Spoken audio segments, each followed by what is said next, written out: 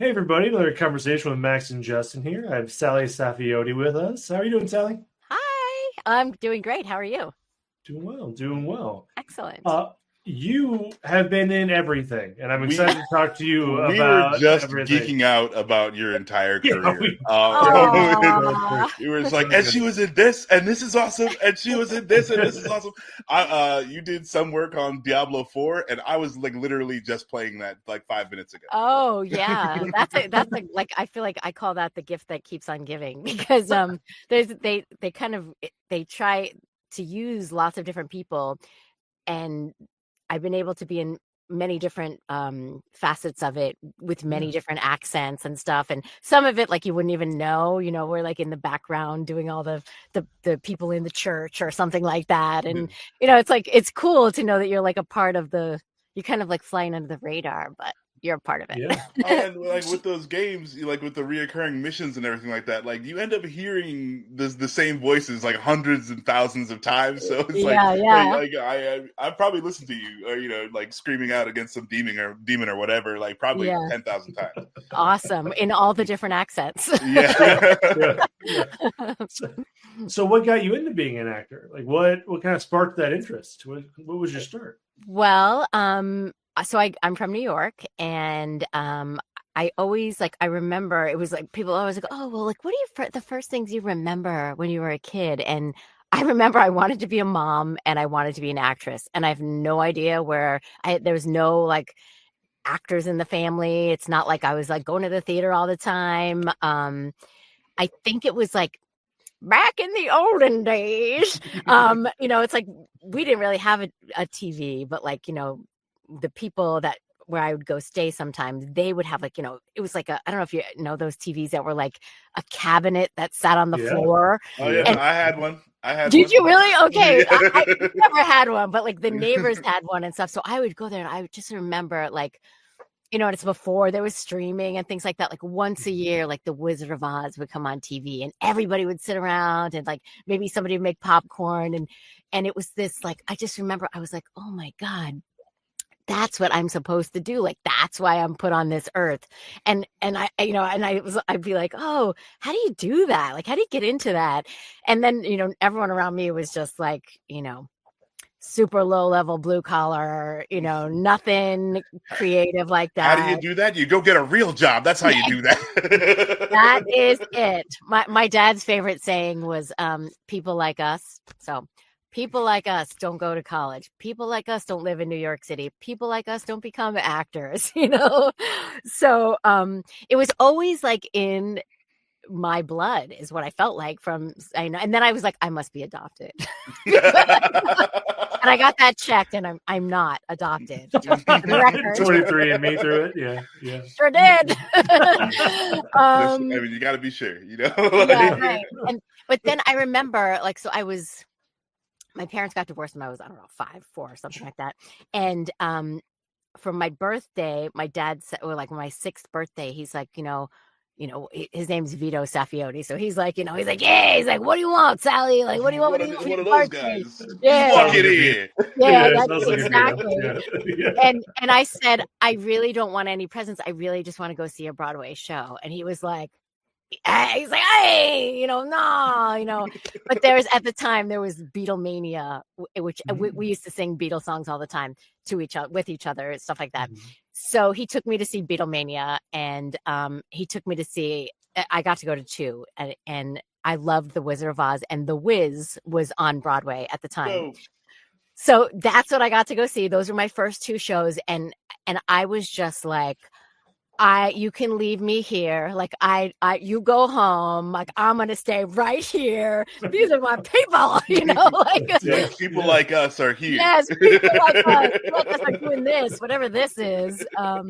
So that was where I just knew that I had to do it. And then I felt like I spent my whole life with like the wheels in the back of my head, just trying to, is it this? Is it that? Okay, we're in church all the time. Let me do the church play, like whatever, like anything, like, memorizing verses and standing on stage. Like, okay, like that's me, So that's kind of where it started. And then when I was in, I guess it was high school, I had 3 jobs.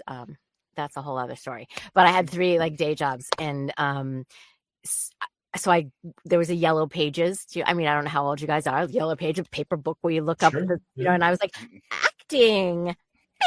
And I was like, are any of these near where I live? There was an acting school like the next town over. So I bartered with like people I babysat for, because my dad would never go for this. And I said, hey, they have like a free audition, and then with your first class free, do you think like I'll babysit your kid for free? You drop me off, and if you could take me home, great. If not, I'll find another ride home. And I did it, and the guy was like, wow, like, you're incredibly talented. And I was like, it was called Michael Blinderman's Acting for the Camera. That's what it was called. And it was the cheesiest place ever, like looking back on it. But that was like my first like brush with acting. And then they gave me a scholarship ultimately. And like once in a blue moon, my dad would pick me up, and a neighbor would drop me off. So that's where it started. Everyone, I graduated high school. Nobody knew that I was into acting. Like when people found out I became an actor, they were like, you? Like, like did you not have school plays to do or anything? Like, okay, so I was like a violinist, so that was like what I did. And then when I got to high school, I did do the first 2 plays. I'm not really a great singer. I mean, I've sung for a lot of things, but they were doing musicals, right? So I'm like, the sun will come out tomorrow, like, so, I wasn't getting cast in those. But I did get a little part in one. And then I actually got a singing part in the next one. And I loved it, but then it was like the nerdiest thing to do. And, back then it's like, you don't want to be a nerd. Like, you're going to get your ass kicked. I'm like 2 feet tall and a nerd, like, so it was, it didn't bode well. But anyway, so then that's when I started this, like the side hustle of the acting classes. And then anyway, it's such a long answer. I got a scholarship for college through my dad. My dad was a bus driver through the Transit Workers Union. So he was like, yeah, well, you don't get to pick what you use this money for, because it's from my union. And I was like, oh, well, I just kind of, I just wanted to study acting because, I saw like the American Academy of Dramatic Arts is on there. It covers the whole thing. And he's like, that the people like us don't do this. People like us don't go to New York City. Okay. So then I was like, oh, I don't want to lose a scholarship. We had no money, so I was working. One of my 3 jobs was I worked at a clothes store. So I was like, all right, well, my friend was going to Parsons. I was like, I'm going to go to FIT, Fashion Institute of Technology, and got in. The scholarship covered it. I was like, and I'm moving into the city. And he said, if you move into the city, you're on your own, like nothing from me. Wow. So 21 credits, like 3+ jobs to pay for everything. And he didn't really talk to me much the first year, but I started a theater company my first year. I started auditioning from Backstage West, and I got all A's, graduated my degree. You're doing it. Yeah. And then I was just like, I was doing like student films, independent movies, like anything that was in that trade paper that I could get my hands on. And I was going play to play to play to play. And then when we produced plays, I did a play, and then I was in the next play. Maybe I produced the next play, but I was doing a play somewhere else and going to school and working like crazy. That was the start. That's my very long answer to your short question. That's a good answer. Yeah. I mean, like, that's dedication. Like, like your dad, he loves you. He wants the best for you, but he's like, I don't see this, and like, there's no way I can support you just throwing your life away. As far as exactly, yes. But, like that's still like you went out and did it. Like, I mean, I've never worked 3 jobs in my life. Like that's not something I've ever done for anything. So like, I mean, that's amazing. And then like, if I were your dad, I would say like that. Like, hey, you went out there and did it. That's respectable. Like, yeah. Well, I don't know if that. I mean, forever it was like, are you still doing that acting thing? And I'm like, oh my God, I've been on a bunch of TV shows. Like, I support myself. Like, I mean, I had 3 jobs, like up until, I don't even know, maybe before my son was born. My son just turned 16. So I still had a million jobs. Even if I was making money doing voiceover on camera acting, it was never enough because it's so expensive here, So I always had the jobs until I didn't, and then I was always like, I always had him in the back pocket. I was like, all right, well, if this doesn't work out, like I'm going to organize people's houses and I'm going to project manage their renovation and things like that. Cause I grew up alone with my dad. So I'm super handy. Like I can lay carpet, wallpaper, hang some shelves, picture plumbing. That's awesome. So when you got ER, because I'm looking through your earlier stuff, and like that's a really big show. I remember growing up during the hotness of ER, right? Like everybody was talking about ER. The emergence right? of George Clooney. Ooh, right? Yes. I mean, that's Oh, that that man. Yeah. Like, what was that like? And were you just like pointing at your dad, be like, "Look, I'm on the TV with George Clooney." Like, So that was what I almost skipped the audition, right? Because at the time, I forget, I was with the man that became my husband, who became my ex-husband. We were going up to Seattle because that's where he was, like his school had been up there and he wanted me to meet all of his friends. I think I don't know if we were engaged yet or we were talking about getting engaged. And this ER audition came in and I had never gotten in on that show. And to get the audition is like a miracle already, right? Just being in the room, you're like, whoa, I've arrived, And so I was like, all right, I was like, I just feel like I need to do this. And I was like, I'll just come up for one night. So, or maybe I did 2 nights. It was supposed to be 4 nights. We were supposed to go away. So I changed the ticket. I paid the change ticket fee and I went into the room or whatever. I was waiting in the hallway and the part was written for someone named Carmen Torres. And, everyone's waiting in the hall and everyone's Latina, sorry. And I was just like, why am I here? Like, why am I here? Like, this is obviously not a part for me. Like unless they have some broad idea of this, like, I mean, I don't know. I got dark hair, it's curly, whatever, but so, and it was funny, like I could hear at the end of the hall, the casting director go, this one's yours, like to the person, like, cause they'd all been there many times and I had never been there. And I walked into the room and the director knew me. He had seen some plays that I had been in.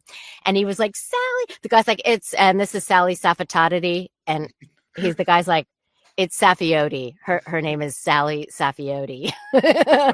And so I did the audition and then it was like, it was 2 or 3 episodes. I can't remember, but it was great. And it was a good part. And I worked out. I was a nurse that outranked the doctors and got to work with all of them. And it was an incredible experience. That's awesome. That's dope. Yeah. You did a part in Arcane, which I love. Oh, that's my favorite show too. How was that experience for you? Like, what was? I mean, because I don't know. Notoriously, video game to any other media adaptations have not been good up until Netflix kind of knocked a couple out of the park. Arcane being the first one.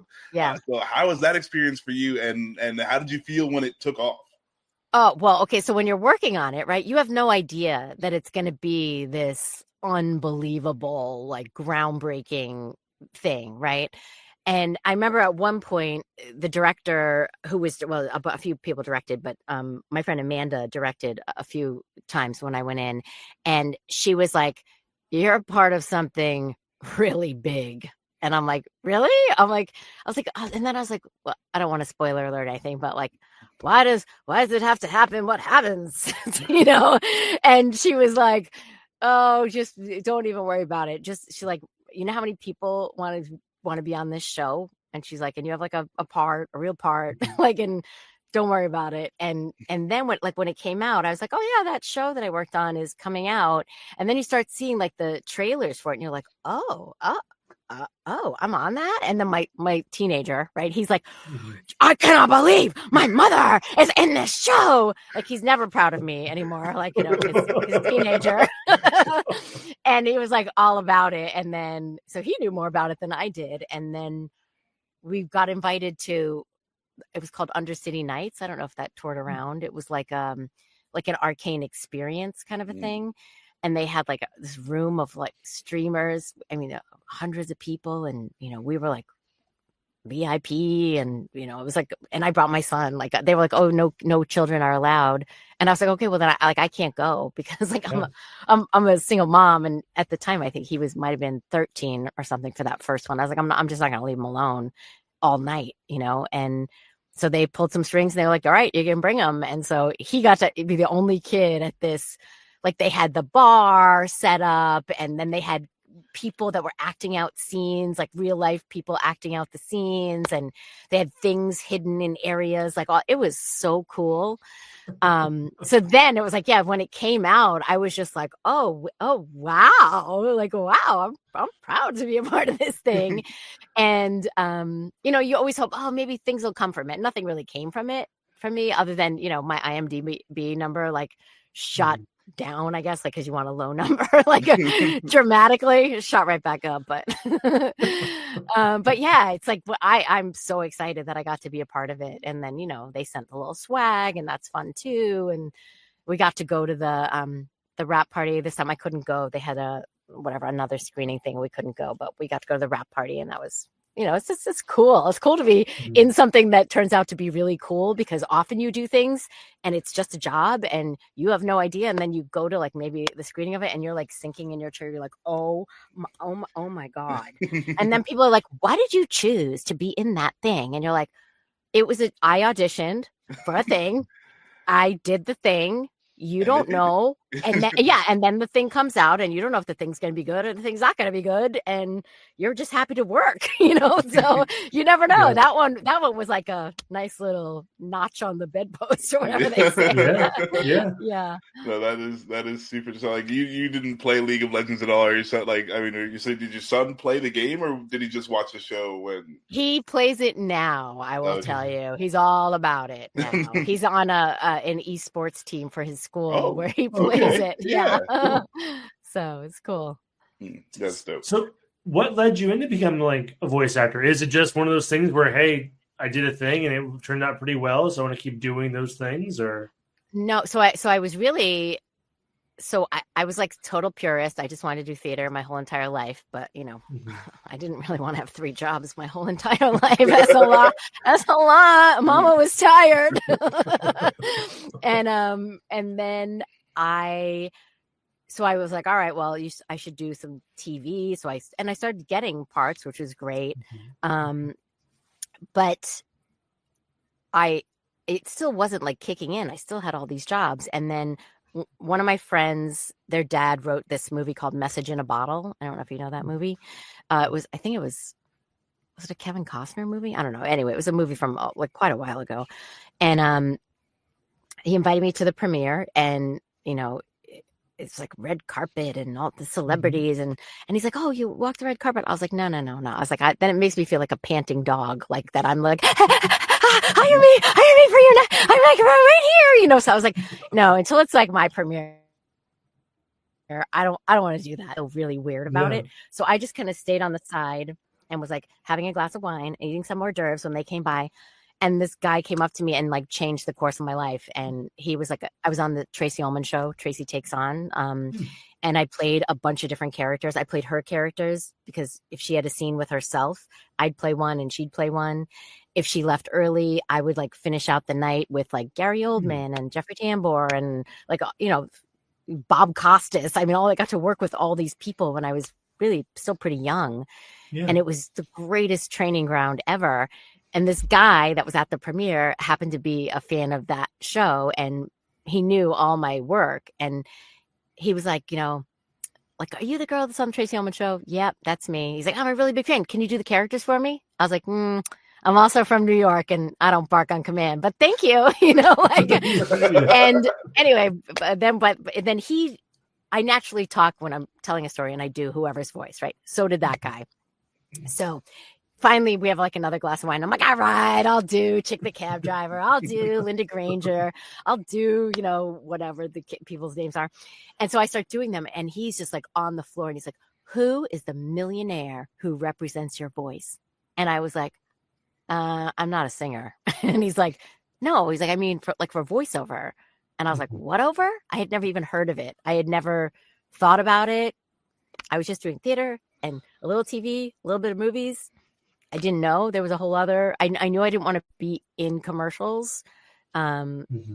I was like too much of a purist, which is like stupid me. That was really not a good idea. But anyway, so he was like, "Oh, your life just changed. Give me your number." And I was like, "Dude, if you want to ask me out, just ask me out." And he's like, "I'm married," and I was like, "So what? This is Los Angeles." I was like, And anyway, so I gave him my number, and then I got this huge agency called and took a meeting with me, and they were like, look, they were so snotty. They were like, oh, we'll hip pocket you. And if you land, great. It's like spaghetti on a wall. And if it doesn't, and they were so Hollywood, and I'm so not Hollywood that it was like, okay. And then I was working a bit and not a lot. And then I ran into some random person that knew some video games that I had been in. And he was like, you need to leave right away. You're with the best agency in the United States. You can go anywhere. I said, I don't even have a demo. And he said, doesn't matter. If you're with them, people want to steal you. And then I went to CESD for 13, 14 years, I think. And then I'm with Atlas now since my son was 4. So 12 years. And they kind of like came after me because they were like a fan of my work. And, and I went for it. And it was the best move I ever made in my life because they're so good and they provide so many opportunities and they see the whole package. They're just not like square peg, square hole, round peg, round hole. You know what I mean? They're like, oh, well, she's like a hexagon and she's this. And yeah. So anyway, that's how all of that went down. And talk about that a little bit. What's that like when, obviously you can go to one company and they're, like, well, hey, you're a circle and we need a square. So that's not going to work, whatever. And don't give you the time of day. What is it like when you find the people who find you, who believe in you? Like, how's that for you as an actor? Yeah, well, for Atlas, when I made that move, it was just like I was in the middle of this like horrific divorce, right? My son, he was like, at that point, it was like toward the end of it, right? We got separated when he was 15 months old.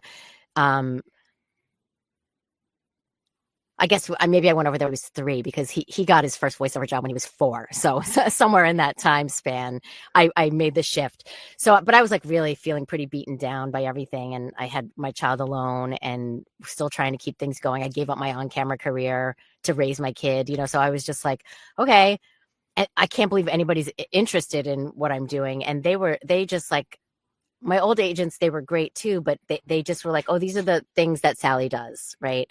And so when these guys were after me, I said, look, I need to be like, and I don't know if I still am, but I was like, I need to be top 5 in every department, top 5 in animation, top 5 in video games, like top 5, everything. I was like, you need to send everything my way or else I'm not, there's no point in me leaving because these people know me. Like I've been working with them for 13, 14 years.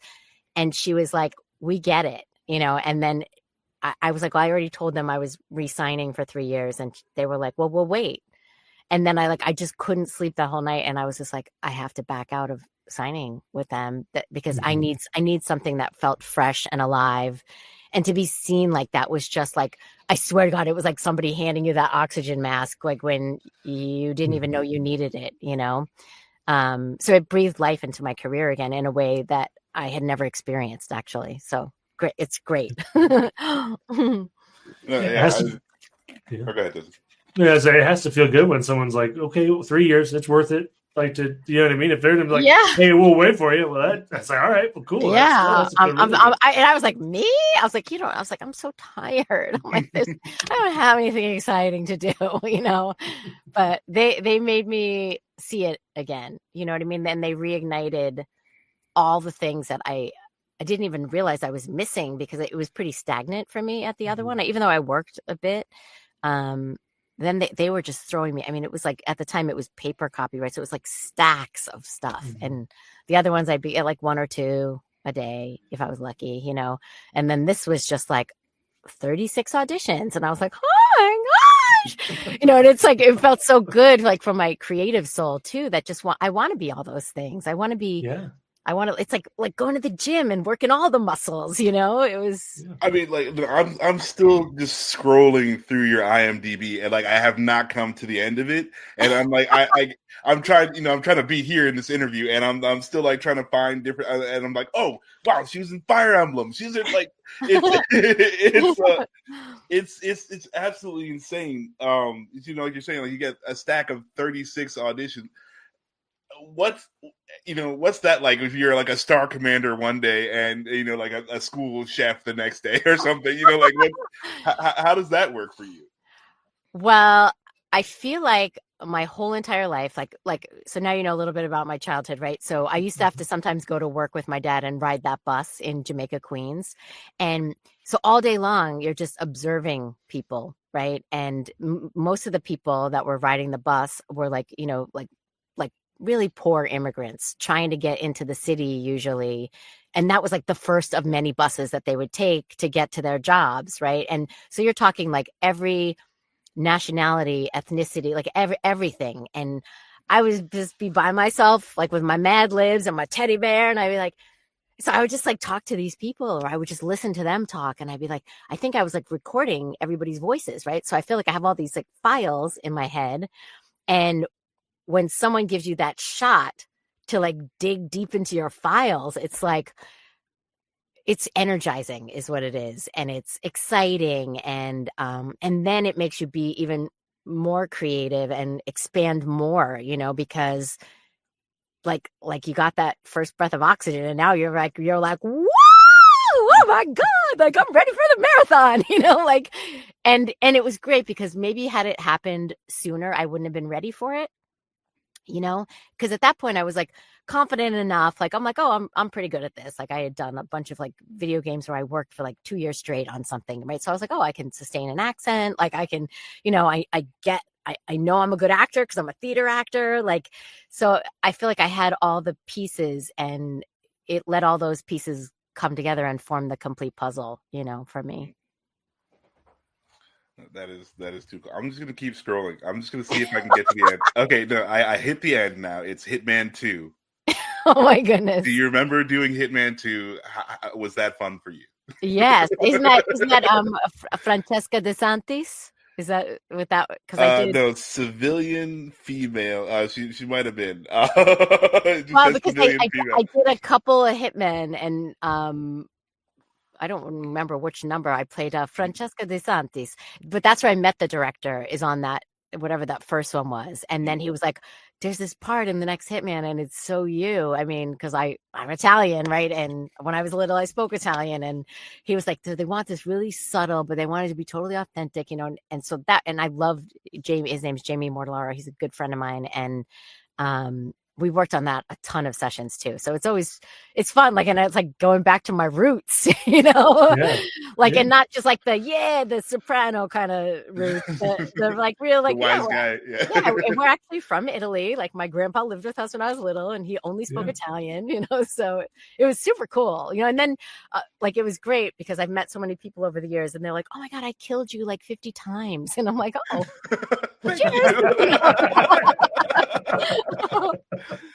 Oh That's my awesome. goodness. You were in one of my favorite movies, I think Watchmen. Right? Oh! Can you talk at least a little bit about that? Like, I'm a big fan of the franchise versus the comics, the whole deal. Yes. Okay. So I like Zack Snyder. I don't care what anyone says about Zack Snyder. He is the greatest human being on the planet. He was so wonderful to work with. That was this little audition that there were no sides. My agents don't really get me big movie auditions because they're kind of a small little agency, and I love those ladies too. They like see me, like they should have dropped me 1,000 years ago because I don't really make them any money. But they believe in me, and they're nice people, and they're not slick Hollywood people. So I get this audition. I don't know what The Watchmen is. I don't know anything about it. I go to the audition at Warner Brothers, and it's basically like you go into a room and there's like a casting director and an assistant and there's a camera on you. She's like, we just want to talk. And I was like, okay, and obviously I'm a talker, right? Yep. So she asks like one little thing and I'm like, oh my God, blah, blah, blah, blah, and I'm just going on and I'm like, do you know what I mean? Like when someone's like, and then you're like, and she's just like, tell me more. Tell me more. And her name's Christy Carlson. And I did the audition, and she was like, do you know who Annie Leibovitz is? And I said, I met her before. I said she photographed my friend's album cover. So I was there the day that she photographed her album cover. So I've met her, and she was a little grouchy. I was like, yeah, but I know exactly who she is. I said her photos are like amazing. And she's like, cool. And I said, I'm like way too short to play her. I was like, I don't look anything like her. And she's like, yeah, well, whatever. It's really nice to meet you. I was like, I walked out of there and I was just like, oh, wow, how nice. That casting director is so sweet. It was like months. I mean, I want to say 6 months later that I get an email from my agent, and she's like, offer, Annie Leibovitz, The Watchmen, 1 week commitment in Vancouver, and I'm just like, I had never been at that point, like, I'd flown places to be a local hire myself, but like flying you first class and putting you up at the Sutton Place Hotel, and you've got a driver. And I was like, oh, hi, welcome to Hollywood. So then like I got up there, and I was really intimidated because that was a big movie. For that movie, they spent a lot of money on that wig that I wore in that movie, like more than I got paid. And I kept having to go for real. This guy is apparently like maybe the number one wig maker in Hollywood, whoever made it. I forget what his name is because it was a long time ago. But I had to go, and I was like, don't they just want to pay me to dye my own hair? Put some extensions in there? Like, I'll take that money, But no, they paid a lot of money for that wig. They had talked about like getting a chin and a nose, and I was just like, why don't you just hire somebody that looks like her? But okay. And she's like, really tall, and I'm really short.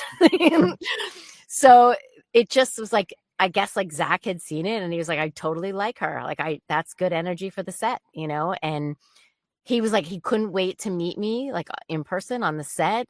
Thank God I didn't know that he was like some major dude. We were like best buddies. I mean, he felt like my big brother. He's, sides, like when they're like, they give you mini sides when you're on a set, and everyone's working off these mini sides that have everyone's lines on it, describe the scene. People are writing notes on it, things. He is really into football, so he wears like those football player things. Like the quarterback, like the little cheat sheet, yeah. He would have like the side over there and the other side over there, and then he'd like throw out that page, and then there's the next side, and then the next side, and we were just like teasing each other, like it was just like brother sister. I didn't even know what was happening. I had all these days off. I was like alone up there. I was in this horrific marriage that was falling apart back home. I was just like, like crazy. But yeah, and the set was incredible. I got to meet them all and work with everybody, and they treated me like gold. And it was an incredible experience. That was like, I wish that I could have been in a better headspace myself to really be there and not be feeling like I asked to go home a day early, like, cause I was afraid of what was happening at home. I mean, I had like a 1-bedroom suite. I mean, like views, wraparound balcony. I was like, okay, Yeah, you should have been trying to like, can I get a few more days? Like you need to shoot something else again. Like I'm available. Right. And you want an extra for next week? So yeah, but it was an incredible experience. And then like Zach ended up hiring me multiple times. Like I was in the Black Freighter, which was the animated part of The Watchmen. And then they recast that, and they got rid of everybody, but they kept Gerard Butler and they kept me, and they changed the accent, but I could do the accent. So, and then he hired me like in Justice League as like a reporter and something else too. But anyway, it was like, it was nice, and everybody always remembers you, even though, years and years and years go by. Everyone's like, Salli! You're like, oh my God, hi! So it's been a minute since I've worked, for him. So hopefully, Zach, I'm right here. He's got deals with Netflix. He's definitely working. Yeah. So he's giving you a call. I hope so. That's awesome. Do you like? Well, that's probably the right way to phrase it. Do you enjoy like video game stuff? Like, do you enjoy like that part of it? Is it different than like maybe a cartoon or other voiceover work? Is like what's the difference between that? They're all video game and something else? Yeah, they're all different, right? So I used to do a lot of promos, like you know, coming up next, you know, so and so does such and such. Is he going to be there after? Stay tuned. You know, stuff like that. So I like that stuff too, because that's, I know you're gonna think I'm crazy. I have like a mathematical brain. So for me, that's like, we need that in 2.3 seconds. Oh, we need that one in 1.8 seconds. And it's like, my brain just can nail that like perfectly. And there's like a yes, like, you know, when it happens, like, so that, like, that appeals to like one part of me. Commercials, I don't want to be on them, like on the camera, but I like doing voiceovers for them. And now the big struggle, I don't book very many commercials anymore because now they want this supernatural thing.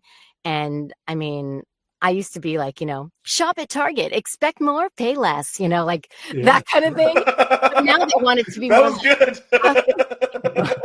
I was like the voice of McDonald's for like 10 years, right? You know, and it was a certain style that was very popular, and that style is not very popular anymore.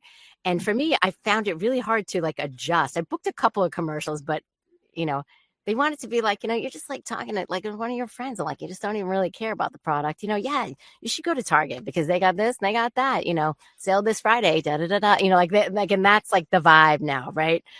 And that's not really my vibe. But and then video games I love because I feel like I get to be all these different people, right? And like I said, I've got these files that are in my inner file cabinet, and it's really nice to let those people come out and play, you know, because like they all live inside of me basically. And at one point I was like, am I crazy? Because like I watch a thing and I'm like, no, I got that voice. Yeah, I got that's in the file over there. Like, I'm like, if someone has some interesting voice, I'm like not even listening. I'm just like, for me, it's like music. So I'm like recording the music of their voice. And then I'm like, oh yeah, that's in a file some other time, you know? So it's really, video games are so fun because I get to play all these different people, and young, old, you know, different cultures. I sort of felt like I built that part of my career because accents came really easily for me. Sure. And I really credit that to riding on the bus all those years. So that part I love about it. And I love, like in a session, you might have like at least 3 characters, right? So it's like, oh yeah, you're an orc and, you know, blah, blah, blah. And now you're like a 6-year-old girl her whole family was obliterated and she's alone under the rubble, you know, looking for her dog, you know, and then you're like, oh, wow. Okay. So now I'm that, you know, and then it's like, and then you're like the high priestess of, you know, whatever society there to save the day. And it's like all in one session, you know, and it's like, it sounds like World of Warcraft. Yeah. I work on that one a lot. So, so that part is what I love about video games, is that feeling like you not only span the globe, you get to span the ages and the creatures and the, and half the time, like they give you a spec or there might be a picture and it's like, you get to bring, and you might be completely off, but you might completely give these people like the greatest thing that they've ever heard. And then you've like created the voice print for whatever thing, you know, and there's something very satisfying about that. And then animation is just so fun. It's like that's just like the little girl inside me just wants to do animation all the time, you know, because I'm really just a big kid trapped in this adult life, you know. Maybe we all are. I don't know if you can see all this artwork back here, but I feel you on that. Yeah. So, you know, and I think it's great to always have that. Don't ever let that go, you know. It's keeps you young, it keeps you excited, you know. Justin and I were talking. We're again going through your storied career, and we're just like, I hope she's just a giant nerd and is into all of these things, because like there's just so much in there. Like, it's like, yeah, again, like video games, cartoons, and like The Last of Us. I saw you did some voices on The Last of Us. That's blowing up for a whole different reason. You know, like have they talked to you? Have they called you about? No, man. I'm like, why don't you tap somebody who's a part of it already? Yeah, that would be super dope. But you know, it's just like it's crazy, and we were just hoping that you were in it, you know, just like the way we are, just because it's so cool that you just get to be in all of these things, and yeah, I've played half of the things you're in, right? So it's just like, I've heard your voice, not knowing you, but I've heard your voice. I did just have an audition for that TV show Fallout, and I'm in the game, right? So you did Fallout 76. Yeah, so I was like, okay, this is a no-brainer, people, and it's like this minuscule part because it's a super coveted show, but you know, and I did a play with the guy who's like the star of it, like my very first Walton play. Goggins? Yeah. We did Walton Goggins? I haven't seen him in years, but we did that play A Few Good Men together, and I played like the one woman. It's one woman and like 17 men in that play. So we knew each other very well. So it's been a minute, but I was talking to the guy that directed it the other night. He's like, oh my God. He's like, I gotta reconnect like with Walton and everything. He's like, I text with him every once in a while. And he's like, do you? And I was like, no, man. I was like, I've got like 50 different phones since I had Walt's number. I've lived like 42 lives since then. So did he, I'm sure, you know, but yeah. So it would be so cool if I got to be in something that was like a crossover of a live action thing. Cause now that my son's 16, I really want to get back on camera. I mean, I had a fluke of like, you know, I was on a couple episodes of Shameless. I don't know if you guys watched that. Okay. Yeah. I love that show. And that was like, I was not really doing on camera. I had done one episode of Major Crimes, because the producer had like kind of written the part for me. Like he knew me from way back when. And, in this case, I was leaving to go camping and I almost skipped the audition because it was on I was leaving up and I was like, okay. I was like, you take my kid, you guys go to the trip. I'm going to have my car loaded with my camping stuff and I'm going to go to Warner Brothers, dress like a hooker and go do this audition. And then I'm going to get in the car and drive to the campsite after I go in for Shameless. And my first episode was directed by Bill Macy. My scenes were with Bill Macy.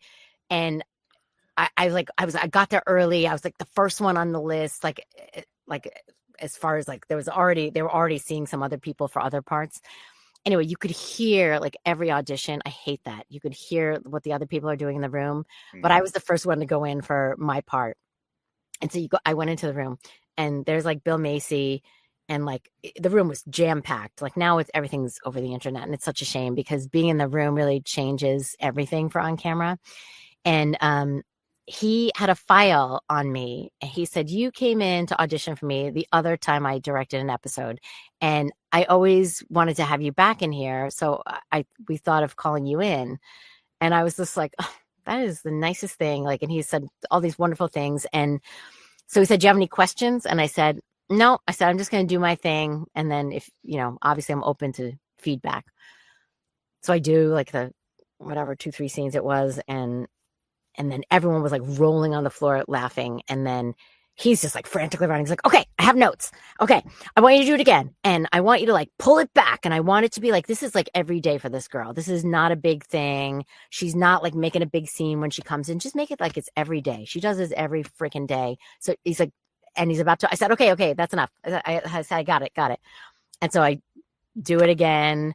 And then, you know, I was like, gotta go camping. Thank you so much for thinking of me. You're the best. And I had on like short shorts and like a wife beater with like a hot pink bra underneath it. Because, you know, I was like just trying to give the idea of it and these high heels. And I like slipped those off, put on my flip flops, went to my camping trip. And then I found out whatever on Tuesday, I guess it was, that I had booked the part. And it was like the greatest experience of my life. Yeah. It was like, he was a complete collaborator. Like he's an actor's director and, there was no ego involved. Like he's asking my opinion about things. Like it was epic. So that was the last time I got to act on camera. William H. Macy, like, is Shameless. So, like, he goes from, like, picking himself up off the floor in a drunken stupor to be like, can we try that again with more of this or that? Like what's that like? It was pretty cool. I don't know how raunchy do you get on this? As raunchy as you want. Okay. So my first episode, Bill Macy cannot get a hard on, right? So he's like sitting at the bar with his guys. They're watching all this porn, and he's just like, it's not working. And then I walk in, and I come in, I take a shot, I like spit, whatever. Like I take off my underwear, there was not enough lines. Like I was supposed to like change underwear. They wanted me to like have this bucket, this water and this bucket. And he's like, okay, Salli, how do you feel? I mean, and you're on a set. They don't use sides on that set. It's the first set I'd ever been on so there's nothing for you to reference. There's nothing like, they're like, you better be prepared like a theater actor. And I'm like, oh, I got that. Like I know how to do that. And so he's like, how do you feel about all the business I have you doing? And I was like, it's my first time on the set. It's a really high energy, serious pressure set. And I was like, well, I said, are you asking me my opinion? I said, are you asking me if I can make it work? I said, are you asking me what I really think about the scene? I said, because I have two different answers. And he's like, no. He's like, I'm asking you that one. I said, okay, I'm from New York, so I'm like a total straight shooter. So just take it for what it's worth. I don't know. I just got here. I said, I think you have too much business. I said, I don't know why this girl's drinking water if she does this every day. Why would she be spitting that big bucket? It seems like a sight gag. I said, and there's not enough lines to cover her taking off her underwear and putting on underwear. And frankly, I just tried to do it in my dressing room and I almost broke my ankle, and I'm not willing to break my ankle for this show. So I can slowly take my underwear off and like put it in my bag. But there is no way, unless you write some more lines, that I'm putting on some underwear because I'm probably going to fall over. I said, that's the truth. And so I was like, all right, strike the water, strike the bucket. Like, no director ever asks you as a guest star your opinion. What do you think is best? And he was like, absolutely right. He's like, that was perfect, right? So then whatever, how we totally hit it off. I mean, totally hit it off. And then the next scene that we shot is because we end up doing a deal that we're gonna, even though I'm off duty, he said, I'll pay you double. So the next day we're shooting, like a few days later, we're shooting the part where we're out in an alley, and it starts with me giving him a blowjob, right? And so it's a closed set because it's like a sexual scene. And it's like, so everyone has to be quiet. No one's allowed to talk. Like it's just like, it's like dead silence. And everyone's uncomfortable, right? And I'm uncomfortable, right? Because I'm the one who has to do the deed, right? And I'm like, how does this work? Like, I don't even know how. And he's Bill Macy, So anyway, so he comes up. He's like, hey, Salli, great to see you. Okay, I want to go over what I'm thinking here. And I just want to let you know, you are in charge. I know I'm the director, but you are in charge. You want to say cut? You say cut. You don't like something? You say cut. If my hand touches you in a weird way, you say cut. I was like, it's like 100% serious. You're in charge. And I'm thinking like, all right. They have to read all these sexual things out. Like, these are the rules of the set. Everyone on board. Okay, got it. It was so exciting though. And we're like on Warner Brothers, like in like some street alley, like on one of the sets that I've walked past 1,000 times, And so he's like, so I want you to start like on your knees, and it's going to be like a cardboard box, but we put a lot of padding in there. And I was like, okay. He's like, I'm going to be up against this wall, and maybe you start like with your hand on my chest, and don't worry, we're going to make it look good. And I'm going to have on these skin color, thing like covering the front of me. And maybe like if you can move your head up and down, and let's just try it out. But, you're the choreographer, you're the everything. So it will work around you. Everyone knows. Okay, great. And I'm thinking like, oh my God. I can't even believe this is about to happen. And so I got my hand on, and I'm like, I don't want to do anything wrong. Cause I also was in a show a long time ago, and like, it was a mafia show, and like I had to like, you know, be like this guy's like hot young girlfriend, and like I was kind of like squeezing his leg. He's like, "Stop touching my leg!" Like the actor. Like I was like, oh my, like I was nowhere near his. I was like, wow, okay, so I'll keep my hands.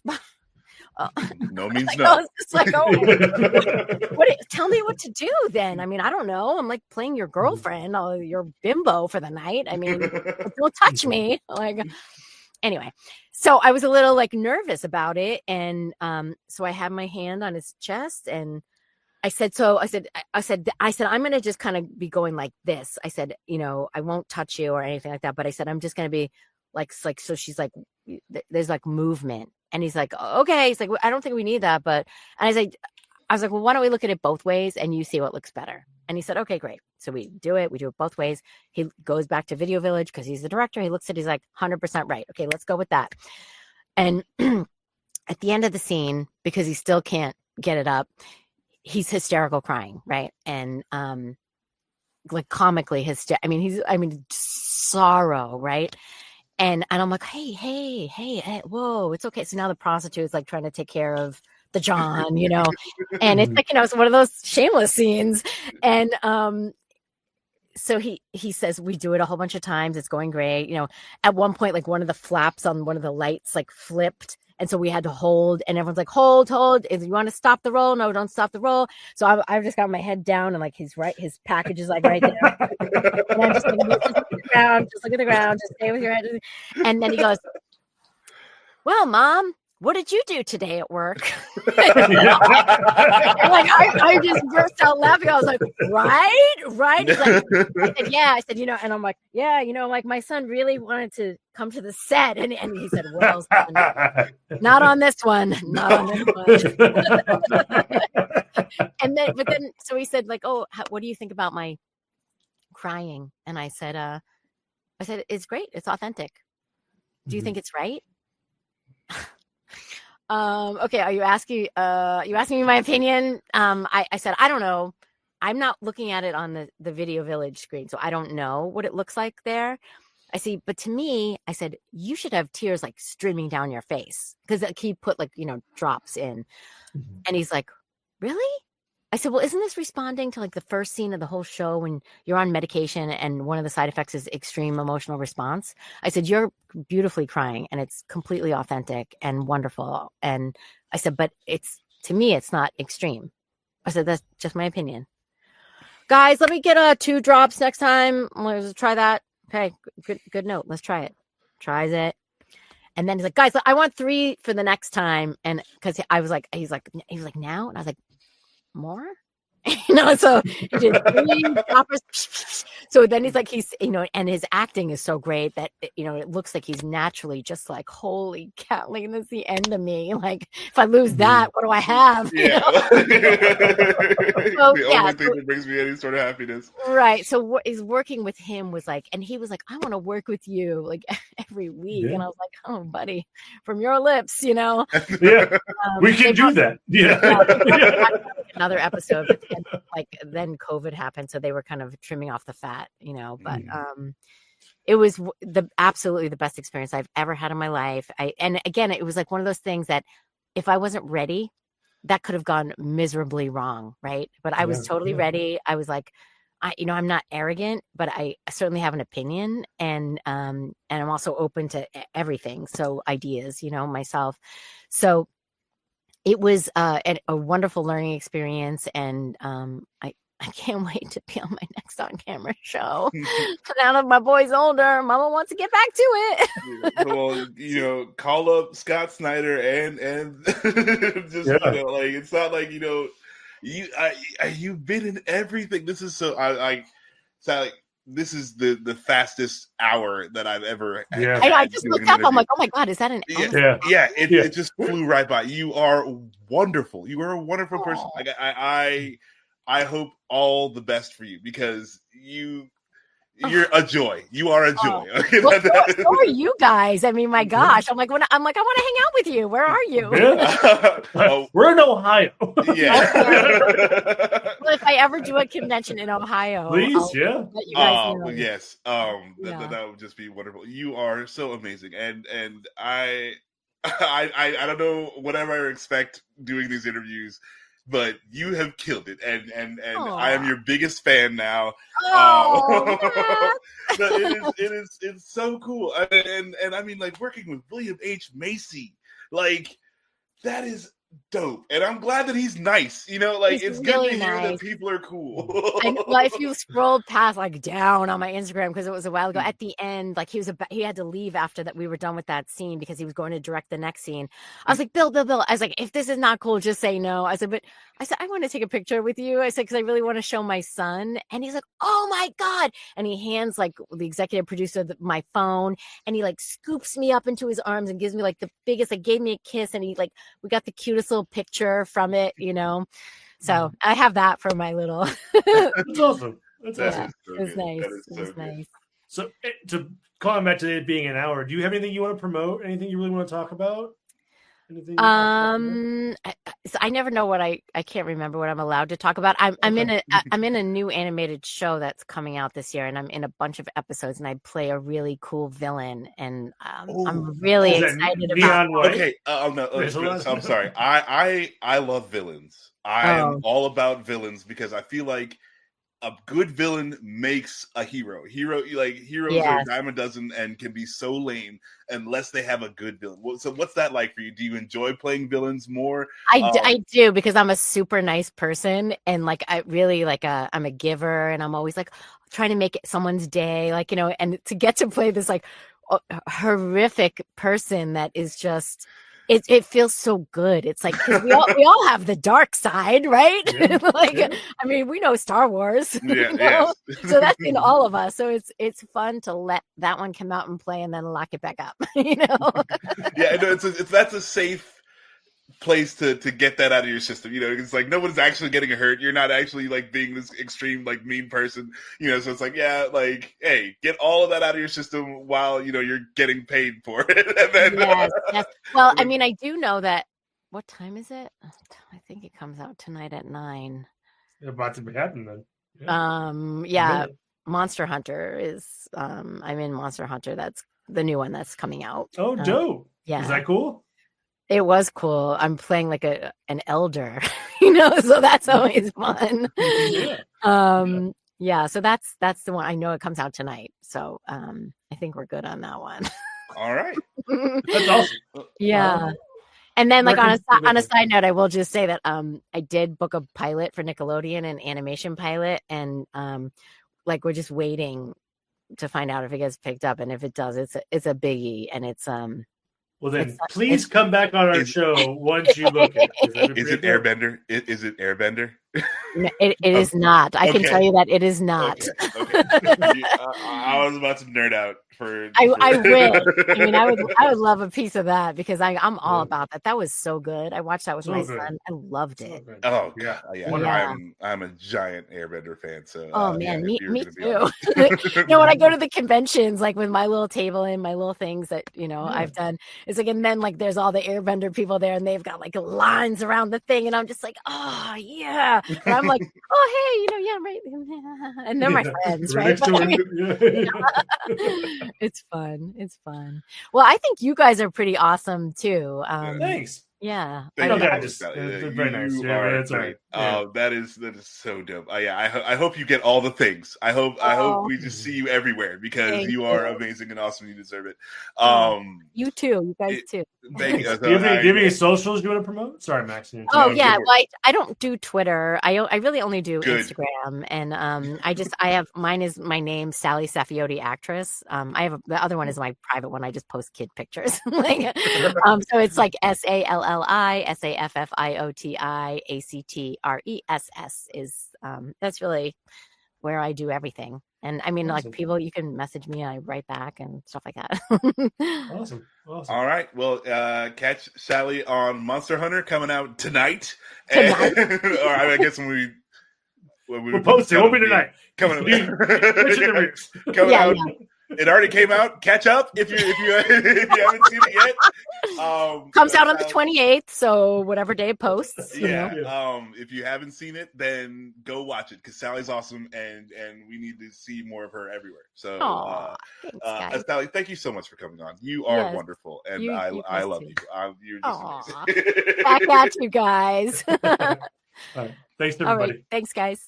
Bye. Ever notice how ads always pop up at the worst moments? When the killer's identity is about to be revealed. During that perfect meditation flow.